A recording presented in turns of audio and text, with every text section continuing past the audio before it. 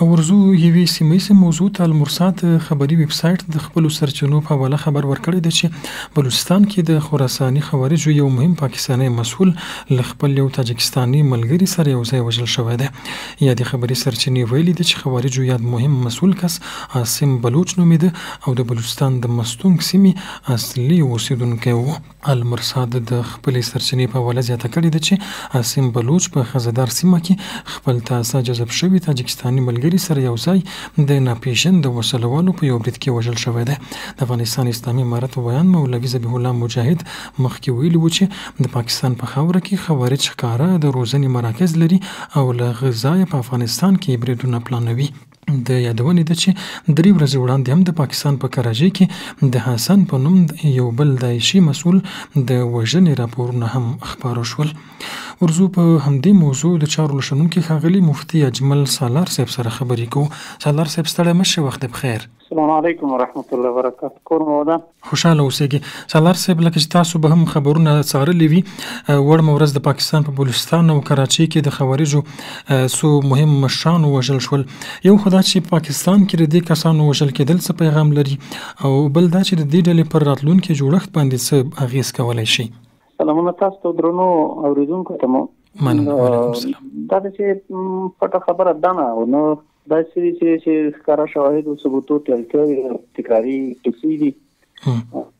سیاست او پالیسي او ډیپلوماټیک اصول د پاکستان د جغرافي چې دي هغه ولاړ په همدغسې پروژوي سیستمونو باندې دي چې پروژې باید ولري، دوی باید پروژې واخلي.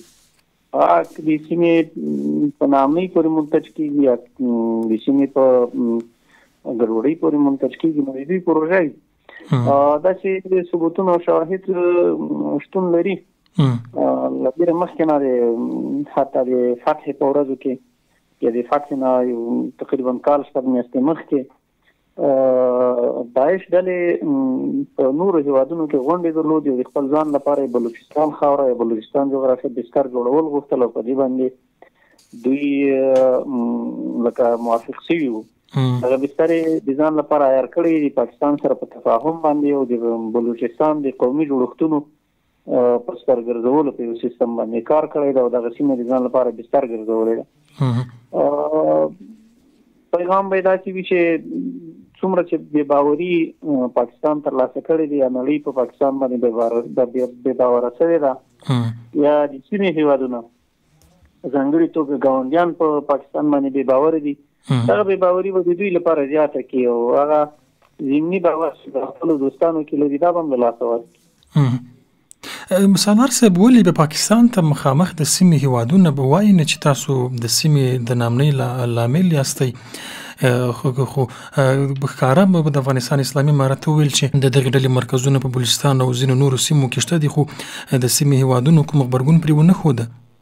له بده مرغه چې د سیمې اکثر هیوادونه محوري هیوادونه دي، داسې د اقماري هیوادونه دي، یو بل محور باندې څرخیږي.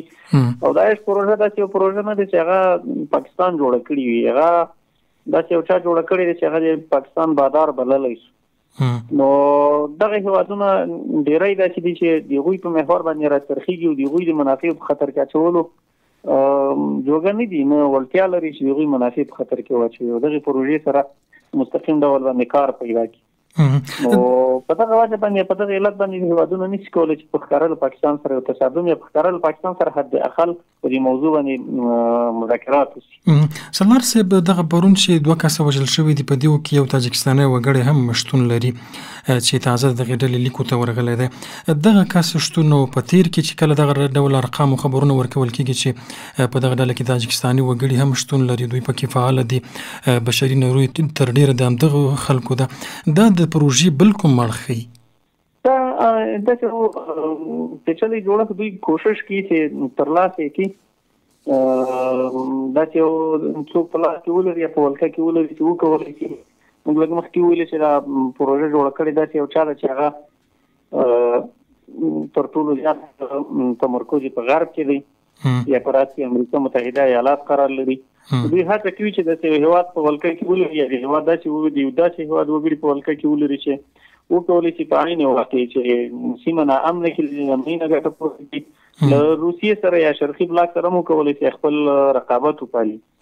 نو په لوړه کچه باندې په لوړه سطحه باندې دغه پروژې ته کار شوی ده او د دغه اهداف د پرمخ وړلو لپاره تاجکستان ټاکلی ده. تاجکي وګړي تر ډېره په سترګو کېږي، پکې تر سترګو کېږي، هلته پکې معلومېږي له اکثر پیښو کې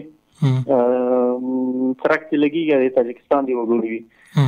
یو علت دا دی. دویم علت دا دی چې ځینې تاجکي وګړي په خپله سیمه کې ستونزې لري، له خپلو هېوادونو له واکمنانو سره یا له حکومتونو سره ستونزې لري. دوی د هغو ستونزو د پاللو لپاره یو داسې ادرس ته اړتیا لري چې هغه د دوی ذهني قناعت حاصل کړی شي، یا ذهناً داسې یو څوک شتون ولري چې د دوی مفکورې ته کار وکړي. خو له بده مرغه چې داعش په دې تمېدلې دی چې دا تاجکي وګړي هغه څوک چې تاجکستان والا دي هغوی ته قناعت ورکړي او د دوی په صفونو کې شتون ولري.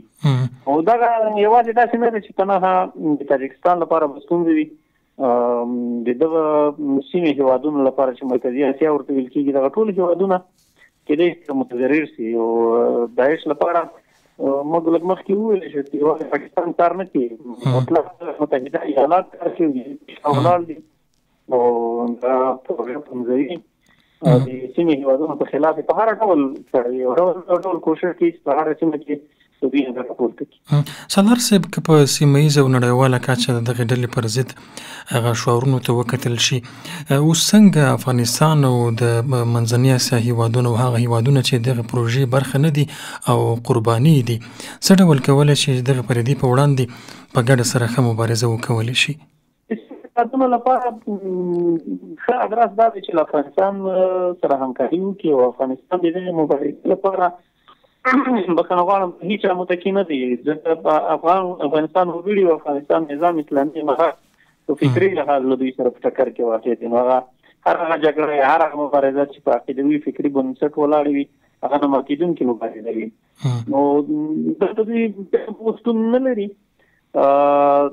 دا نه شتون په دې معنا چې حتی د صفر کچې ته راکوز شوی ده. او که د سیمې هېوادونه رښتیا غواړي چې له دې مشکل نه یا له دې ستونزې نه ځان خلاص کړي، نو په دغه مبارزه کې د اسلامي امارت سره همکاري ولري، هر اړخیزه همکاري دې ولري، نو بیا کولی شي چې سیمه امن وي. او که چېرې داسې وي چې په فردي لحاظ یا په انفرادي لحاظ باندې هغه کوشش کوي چې دغې پروژې مخه ډپ کړي، نو دا به د ټولو لپاره ستونزمن وي. ډېره مننه سالار صاحب، خوشحاله اوسئ، اباد اوسئ. کور مو ودان. کور دې اباد.